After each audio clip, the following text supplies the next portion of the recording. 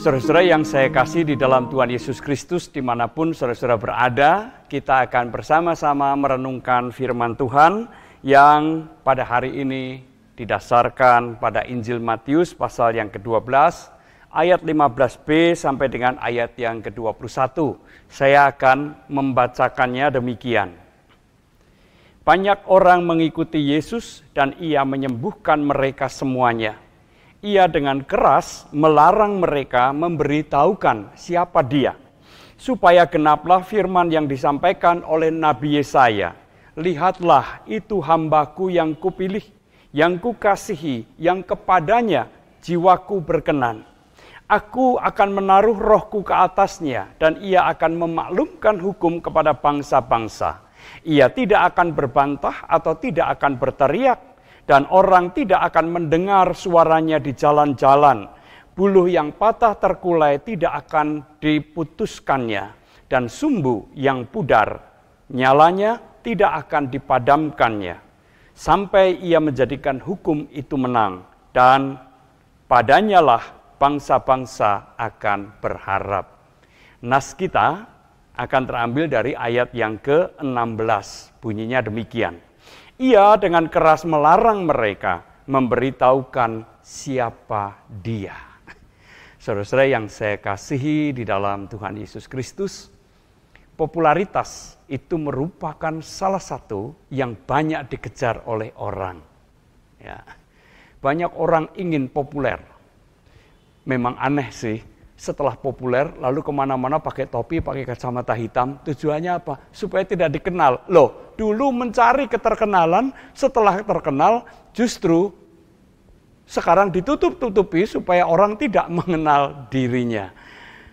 Nah, sesuai yang saya kasihi, pengejaran popularitas itu tidak hanya terjadi di dunia entertainment, tidak hanya dikejar oleh para calon selebritis, tetapi juga di dalam pelayanan gerejawi, di dalam pelayanan keagamaan. Popularitas juga seringkali menggoda para pelayan untuk berlomba-lomba mendapatkannya. Karena ada anggapan bahwa pelayanan yang berhasil itu akan menghasilkan popularitas, dan popularitas akan makin meningkatkan keberhasilannya. Lalu dengan mudah juga dikaitkan bahwa popularitas itu menunjukkan kualitas. Apakah memang demikian? Ya bisa saja, ya, tapi toh tidak selalu demikian. Artinya belum tentu popularitas itu terkait dengan kualitas. Saudara yang terkasih dalam Tuhan Yesus Kristus, justru Tuhan Yesus itu tidak mengejar, tidak mencari popularitas. Itu sebabnya mengapa Dia melarang orang-orang yang telah mengalami pertolongannya untuk memberitahukan tentang siapa Dia. Jangan menyebarkan informasi apapun tentang dirinya dan pekerjaannya.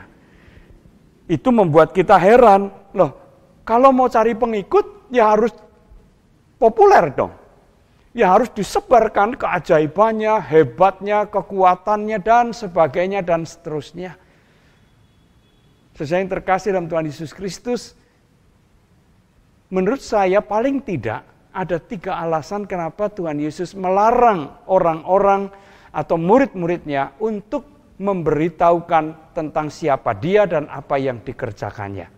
Yang pertama, kerajaan Allah yang dihadirkan melalui dan di dalam pelayanan Tuhan Yesus itu seperti ragi yang mengkamirkan seluruh adonan.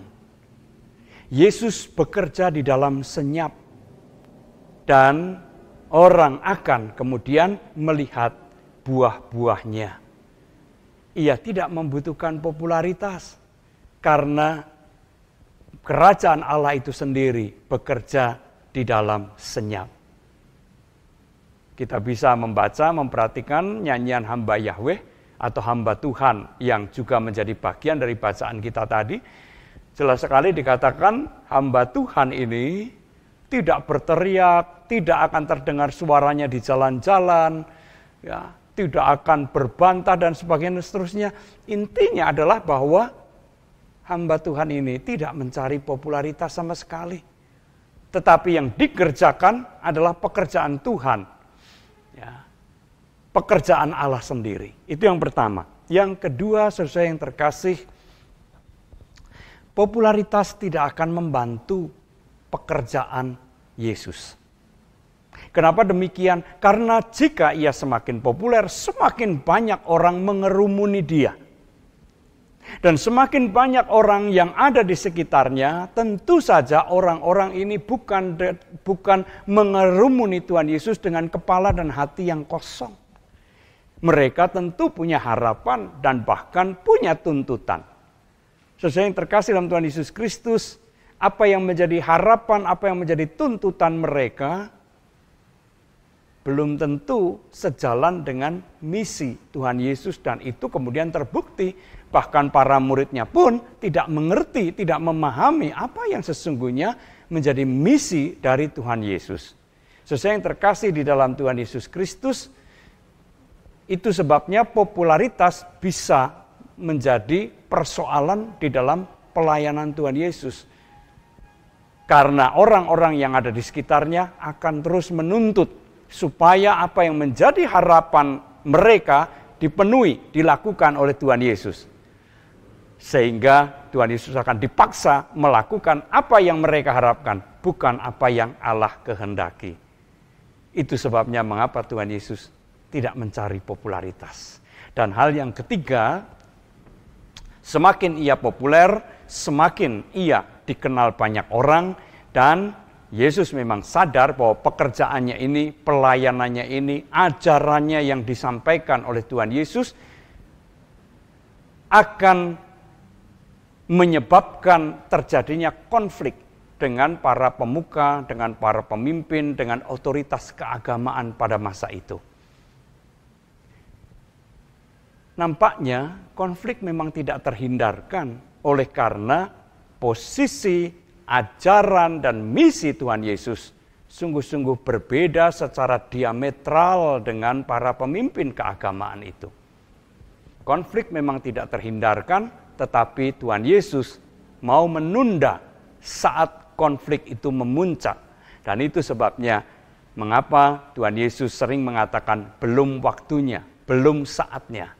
Belum saatnya ia menantang secara terbuka pemimpin agama yang telah menyelewengkan ajaran-ajaran keagamaan pada masa itu.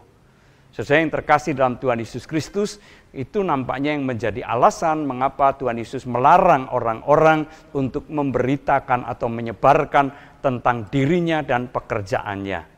Nah, sesuai yang terkasih, sebagai pelayan-pelayan Tuhan, ya tidak hanya pendeta tetapi juga aktivis, bahkan juga sebagai orang-orang Kristen yang mempunyai komitmen untuk melakukan kehendak Tuhan, untuk melayani Tuhan dan melayani jemaatnya, popularitas itu menjadi salah satu godaan yang harus diwaspadai. Apakah salah mengejar popularitas?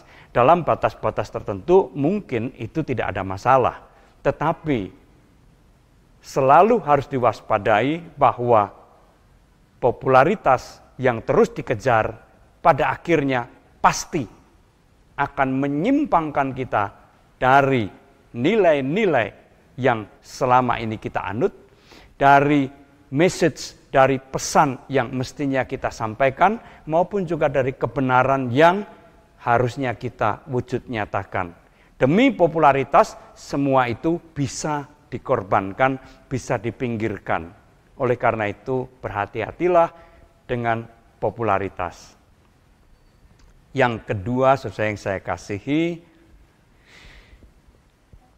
nasihat klasik yang mengatakan the song, not the singer. Nyanyiannya harus lebih penting daripada penyanyinya. Karena nyanyian itu mengandung pesan. Pelayanannya harusnya lebih penting dari pelayannya. Saudara yang terkasih dalam Tuhan Yesus Kristus, tidak berarti bahwa pelayan atau orangnya itu tidak penting sama sekali. Bukan begitu. Tetapi di dalam pelayanan, berita dan kebenaran firman Tuhan seharusnya lebih utama daripada yang membawakannya, daripada yang mewujudkan atau yang menyampaikannya. Karena ketika kita mengejar popularitas, maka message atau pesan atau kebenaran seperti yang tadi saya katakan mudah sekali kemudian dikalahkan. Saudara yang terkasih di dalam Tuhan Yesus Kristus, ketika pandemi menyerang kita semua, seluruh pelayanan gerejawi dilakukan secara online. Ya, kita memanfaatkan pelayanan digital. Ya. Lalu kemudian apa yang terjadi? Sebuah kecenderungan yang kemudian menjadi umum adalah melihat berapa viewernya, berapa penontonnya, dan syukur-syukur berapa yang memberikan atau memencet tombol like. Ya. Itu godaan yang besar sekali. Sejak awal banyak orang yang mengingatkan, hati-hati, jangan kita terjebak dengan viewer ataupun like, jumlah viewer. Harus fokus pada pelayanan, bukan pada berapa banyak yang menyaksikannya. Saudara yang terkasih dalam Tuhan Yesus Kristus, itu bukan berarti bahwa itu semua tidak penting, tetapi berhati-hati berarti jangan sampai kita jatuh pada jebakan viewer dan like tadi. Dan hal yang ketiga, saudara yang saya kasih dalam Tuhan Yesus Kristus, ketulusan pelayanan itu penting dijaga.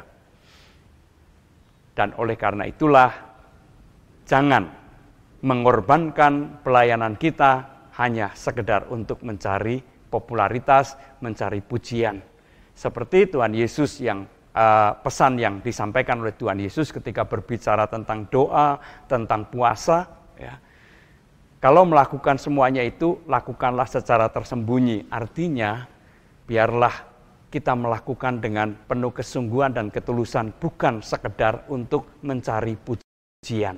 Karena ketika pelayanan itu dimaksudkan untuk mencari pujian, maka ketulusan yang ada di dalamnya patut untuk diragukan. Mari kita melayani Tuhan dengan penuh ketulusan. Mari kita mengutamakan kebenaran Tuhan untuk disampaikan dan diwujud nyatakan kepada orang-orang yang ada di sekitar kita. Tuhan memberkati kita semua. Amin. Mari kita kembali, kita berdoa. Bapa di dalam surga, kami bersyukur jikalau kami boleh merenungkan firman-Mu, boleh mengingatkan kami akan kecenderungan-kecenderungan yang ada di sekitar kami. Dan biarlah kiranya kami semakin menjaga pelayanan kami, tetap tulus, tetap murni, dan sungguh untuk memuliakan Tuhan dan menjadi berkat bagi sesama kami. Terima kasih, di dalam nama Tuhan Yesus kami berdoa. Amin.